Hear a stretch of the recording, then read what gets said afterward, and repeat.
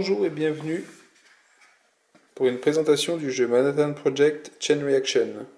Manhattan Project Chain Reaction est le pendant jeu de cartes du jeu déjà sorti il y a 1 ou 2 ans je crois, The Manhattan Project, qui était un jeu de placement d'ouvriers, dont le but était de construire des bombes avant être le premier à atteindre un certain nombre de points grâce à ces bombes.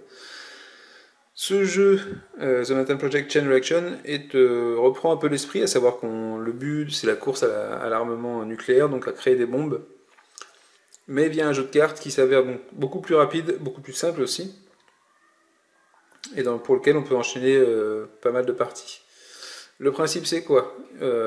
Ici nous avons les objectifs, en fait les bombes, donc il y a autant de bombes qu'il y a de joueurs. Ici j'ai fait un setup pour 2 joueurs. Le deck de différentes bombes. Dès qu'il y a une bombe qui est construite par un des joueurs, donc il la récupère, on en place une nouvelle. Elles sont disponibles en permanence. Le jeu, comment il s'articule? Ici, nous avons un deck industrie qui va contenir différentes cartes. Et à chaque tour de jeu, enfin en fin de tour de jeu d'un joueur, le joueur peut récupérer dans sa main jusqu'à 5 cartes. Donc j'ai une main de cartes que je vais afficher ici.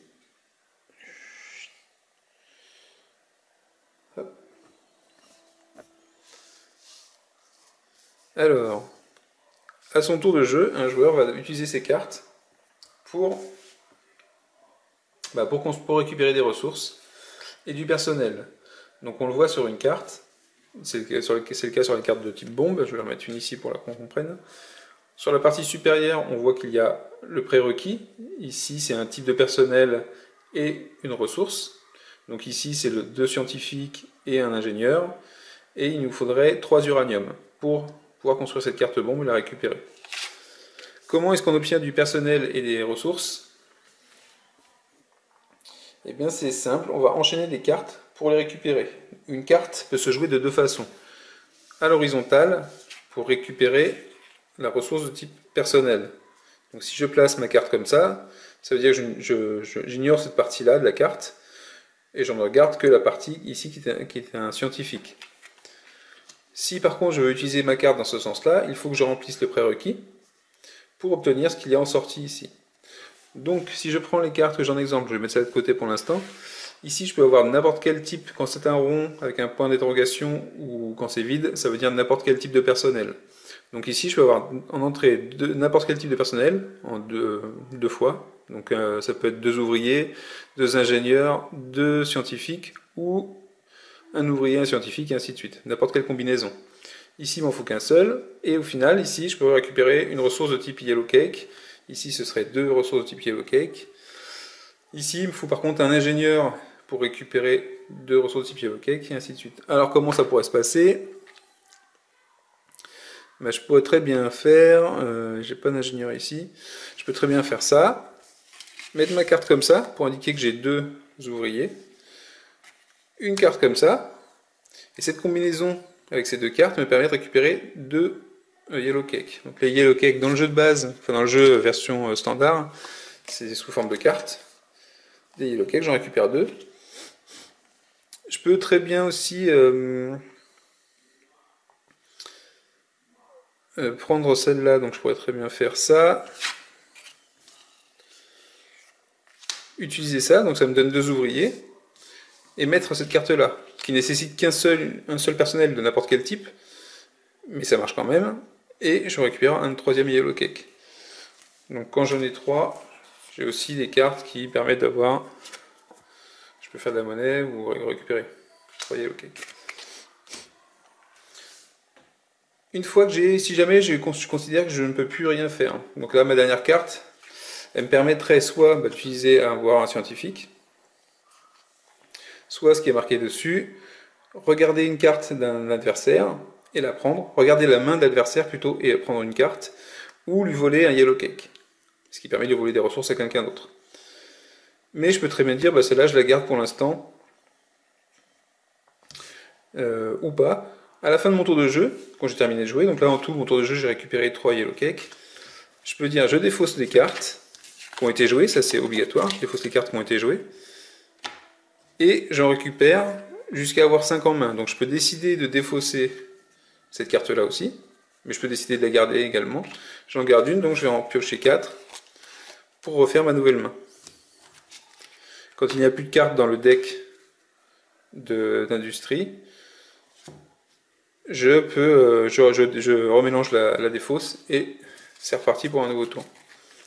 Donc qu'est-ce qu'on a d'autre comme carte? Ici par exemple, ces cartes-là nécessitent un scientifique, un yellow cake, en prérequis, d'où l'intérêt de gagner des yellow cakes comme on a vu sur le tour précédent.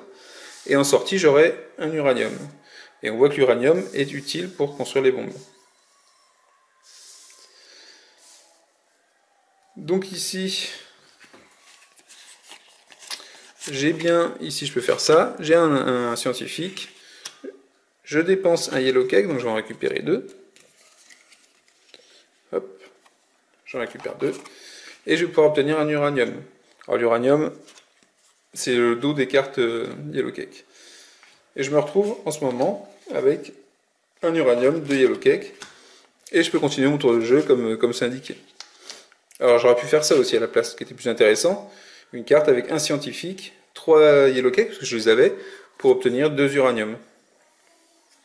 Ou je peux jouer ma carte pour avoir 2 ingénieurs comme ça. Donc voilà, la mécanique du jeu repose exclusivement sur ces deux façons de jouer une carte et les associations de cartes. Sachant que d'un tour sur l'autre, je peux garder une carte qui m'intéresse, si je veux pas la dépenser ou si je pense mal la dépenser, afin de faire de meilleurs combos sur les tours suivants. Le but du jeu, donc les parties normalement se déroulent en... ça peut dépendre du nombre de joueurs, mais c'est le premier qui arrive à 10 points et on termine le tour de jeu. Donc 10 points, vous voyez, avec ces deux bombes ici par exemple, je les obtiens facilement, si j'arrive à construire les deux. Sachant que si j'en construis une, si je construis celle-là, hop, j'avais celle-là, hop, on en met une autre en place, qui peut avoir des valeurs beaucoup plus fortes en termes de points, mais avec des prérequis plus importants.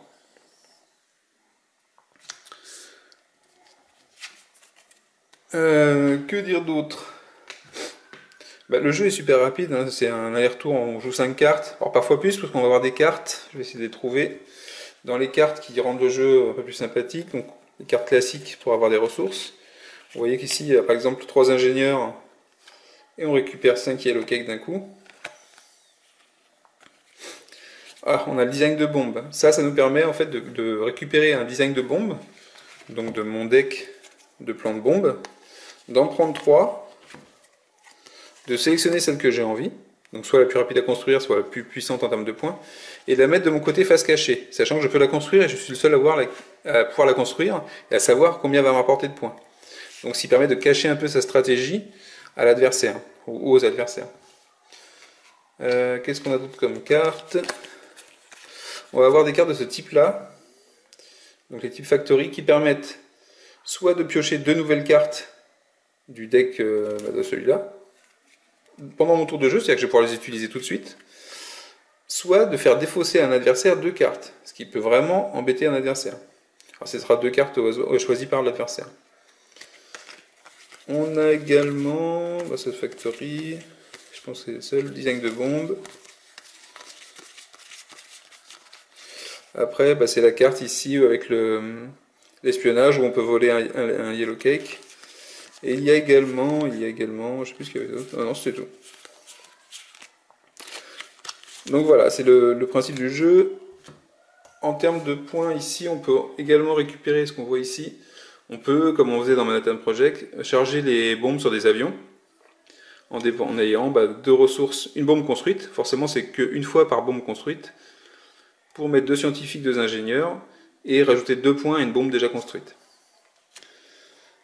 Ici, les cartes qui sont ici, c'est ce qu'on appelle les landmarks.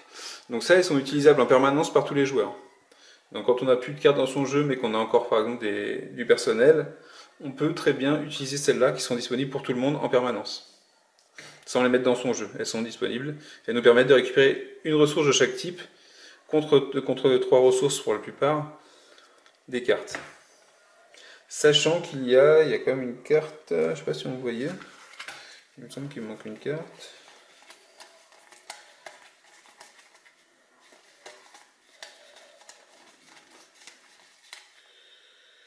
Je vois pas. Ah si. On a une carte comme ça, qui est l'agent double, qui permet d'utiliser une de ces cartes-là sans payer le prérequis en ressources. Donc pour avoir directement, en échange, en fait, une carte comme ça contre une ressource. Et bah voilà, et c'est tout. Le jeu, c'est ça. C'est de l'échange du combo de cartes en permanence pour obtenir les ressources nécessaires à construire les bombes qui sont disponibles devant. Et donc c'est une course à celui qui ira le plus vite pour le faire, à gérer au mieux ses ressources, à planter l'adversaire quand c'est le moment de le faire, parce qu'il voit que potentiellement il va arriver, il va construire une bombe. Et c'est l'ensemble du jeu. Alors ce que j'en pense, j'ai fait une première partie hier. Le jeu est super rapide. Il reste dans le même, c'est exactement les mêmes types de graphiques, le même type de dessin et d'icônes.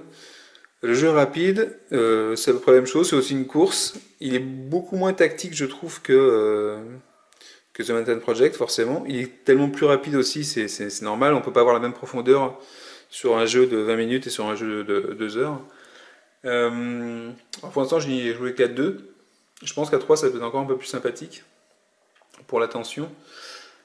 Je trouve qu'il manque malgré tout un tout petit peu d'interaction. Les seules interactions qu'on a, c'est quand on peut voler un yellow cake. C'est les cartes qu'on a vues, c'est voler un yellow cake ou prendre une carte ou faire défausser des cartes à l'adversaire.